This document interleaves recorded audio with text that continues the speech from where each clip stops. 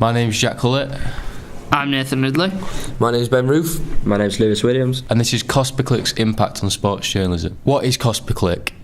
Cost per click is a method websites use to bill based on the number of times a visitor clicks on the advertisement. Cost per click is often used when advertisers have a set daily budget. When the advertiser's budget is hit, the ad is removed from the website that it features on. A further look into cost per click. Cost per click is the amount that a website publisher receives when a paid advertisement on the site is clicked. Business nowadays is increasingly done online, and because of this, advertising is following. Global online advertising generated an estimated $130 billion in 2015. Publishers usually look to a third party to match with their advertisement. Google AdWords are the largest third party for advertisers. CPC leads to clickbait. What is clickbait? Clickbait is a piece of content which its main purpose is to attract attention and encourage visitors to click on a link to a particular web page or article. So what's the point of clickbait?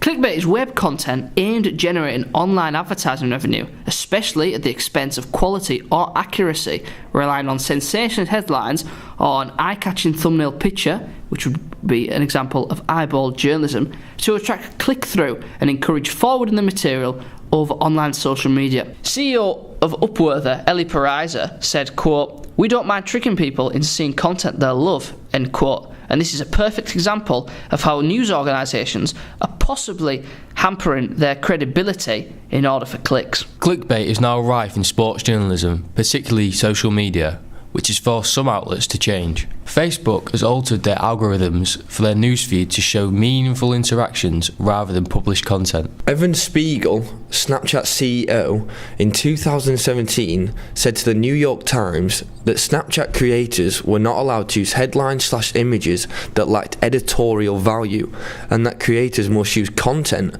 that is informative, factual, and safe. So what are the advantages and disadvantages of clickbait? One advantage of clickbait is that it can help generate ad revenue. Websites with high numbers of clicks or page views allow brands to drive up the cost of advertising. However, many sites are now moving away from the banner ads in favour of monetising content quality, not audience quantity. It also increases page views, which can spotlight other content. Sites such as BuzzFeed and Upworthy draw readers' attention with catchy headlines and fun topics, but also publish serious news stories that get the same amount of attention. So the disadvantages of clickbait. Firstly, people may click, but they don't read.